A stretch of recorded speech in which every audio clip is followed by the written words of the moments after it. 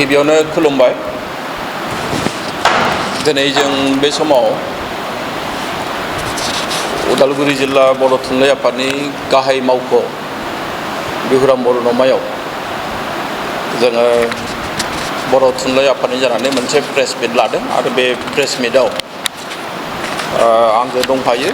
जोंहा उदालगुरि जिल्ला बर' थुनलाइ आफादनि मोनसे समनि मानिजाथाव आफादगिरि आथिखाल बोसोनगिरि मुस्रि मानिक बसुमतारी आरो लोगोसे बोसोनगिरि दंबावो जोंहा बिपिन चन्द्र ब्रह्म गेदेमा बिथां। आंजों दङ जोंनि उदालगुरि जिल्ला बर' थुनलाइ आफादनि लेङाइ आफादगिरि मुस्रि खतेन्द्र बसुमतारी, नेहाथारि दङ जोंहा फिथागोरा खुंग्रा दैमारि आरो लोगोसे लेङाइ आफादगिरि बाबुल सेरां बर' बिथां दङ, नेहाथारि पद्म बसुमतारी बिथां दङ। बे समाव आं आरोबाव गासैबो बे जोंनि निउस चेनेल नायगिरि गासैनोबो खुलुमनाय आरो सिबिनायखौ बावहरबावदों खेबसेबाव। आरो बेजों लोगोसे जोङो बे समावहाय जिहेतु मैयानिफ्राय एबा 28 सेप्तेम्बरनिफ्राय दुर्गा फुजा जाबाय आरो बे दुर्गा फुजाया 1 अक्ट'बरसिम जागोन। बेखायनो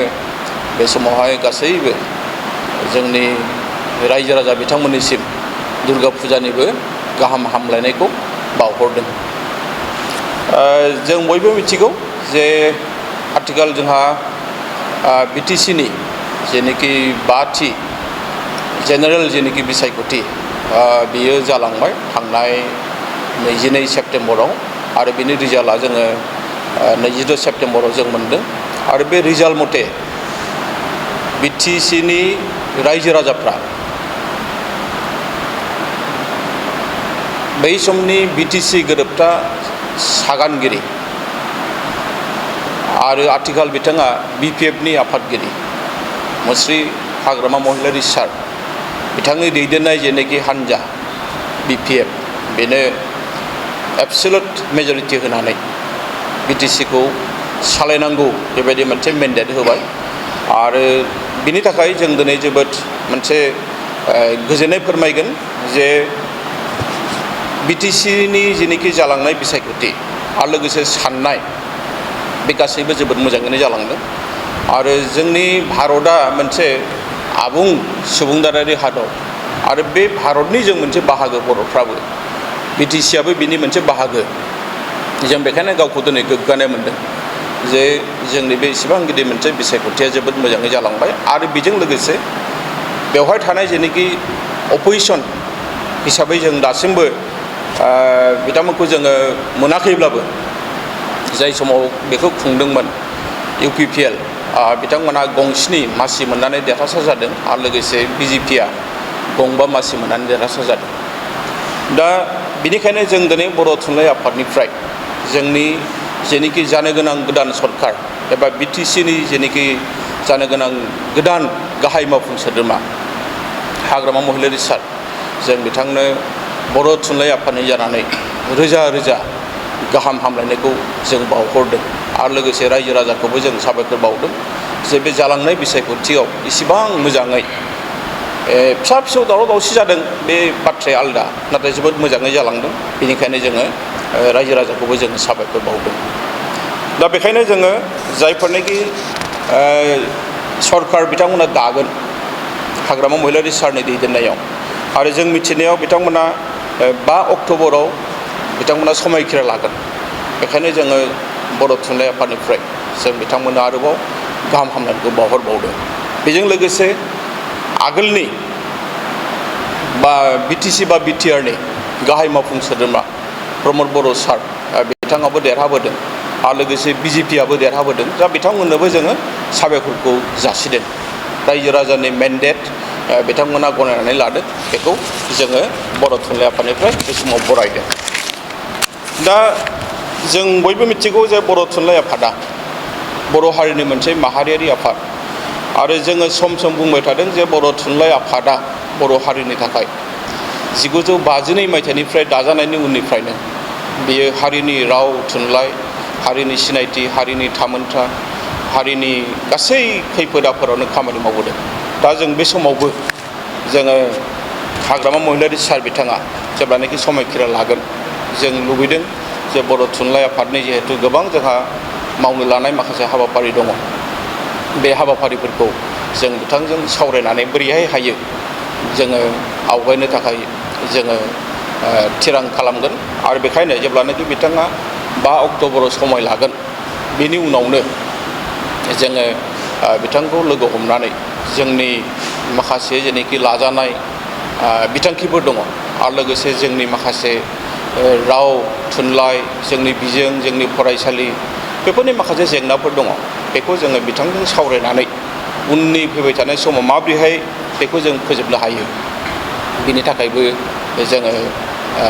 बिथांनो जोङो मिथिहोगोन आरो बेफोर जेंनाफोरखौ जोङो फोजोबस्रांनो थाखाय जों फैबाय थानाय समाव जों नाजागोन दा बे समावहाय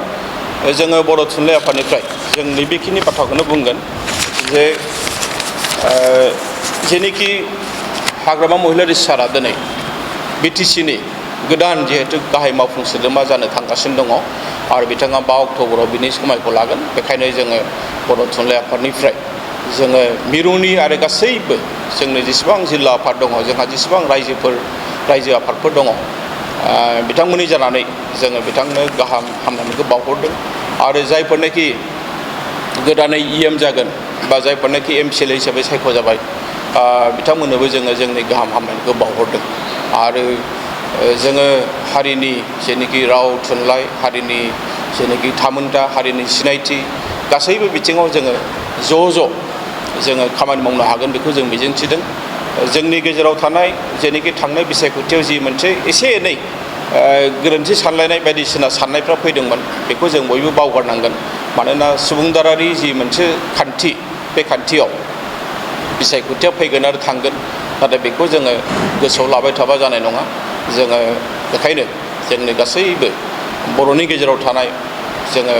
मोनसे माहारियारि आफाद हिसाबै बर' थुनलाइ आफादा जोंनि मानिजाथाव बिटिसिनि जानो गोनां जोंहा चिफ मुस्रि हाग्रामा महिलारि सार बिथांनो गाहाम हामलायनायखौ बावदों आरो लोगोसे बिथांनि जेनोखि गोदान मोनसे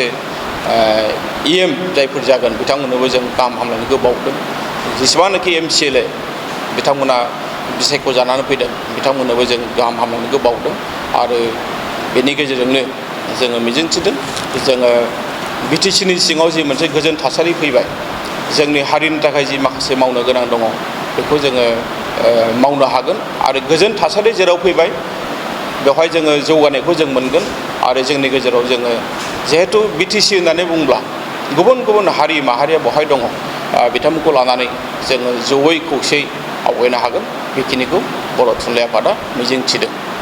गोजोन्थों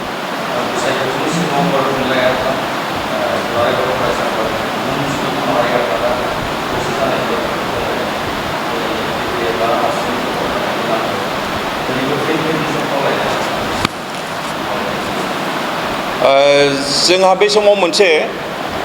जों हाबाफारि लादोंमोन जे जोंनि बर'फोरनि गाहायै मोननै राजखान्थि दोलो BPF आरो UPPL बेखौ माबोरै खौसे खालामनो हायो बेनि थाखाय नाथाय बियो गोबां जाहोननि थाखाय जाफुङाखिसै आरो बै समावनो जोङो 17 आगस्ट'आव जों मोनसे प्रेस मिडियानि गेजेरजों जों फोसावदोंमोन जुदि बिसायख'थिनि उनाव जोंखौ नागिरोब्ला टेक्सार मेन्डेट फैयोब्ला जिहेतु जोंखौ नागिरगोन अब्ला बे समाव बर' थुनलाइ आफाद बा जोंनि हारिनि गेजेराव थानाय मोन 16 आफादफ्रा बेवहाय खामानि मावनो थाखाय जोङो साखाफारा जिहेतु दिनैनि दिनाव जोङो नुनो मोनबाय जे जालांनाय बिसायख'थियाव टेक्सार मेन्डेट बेबायदि फैयाखिसै बेवहाय थोंजोङै BPFखौनो रायजो राजाफ्रा माने बिटिसिखौ सालायनो थाखाय माने बिथांमोना गावसोरनि भटखौ थुनानै होबाय बेखायनो जों सानो जोंनि बे नाजानाया बे समावहाय जों जेरैबायदि बुंदोंमोन आगोलाव बियो थानाय नंला जिहेतु बियो मोनसे एबसार्ड मेजरिटि हिसाबै BPFनो रायजोफ्रा होखाबाय बेखायनो जोंनि खामानिया जाहैगोन दायो जे जोंनि सरकारा जाहाथे मोजाङै खामानि मावनो हायो जाहाथे बिथांमोना माने जोंनि बिटिसिनि सिङाव थानाय गासैबो हारि माहारि आरो लोगोसे जोङो बर'फोरनि जि माखासे जेंना बेखौ बिथांमोना मोजाङै सुस्रांनो होयो बेनि थाखाय जों नोजोर होगोन अर्थात जों बिथांमोननो जेनोखि कनस्ट्राक्टिभ खामानि जों बेवहाय अराय सम मदद होलांबाय थागोन जाबाय ना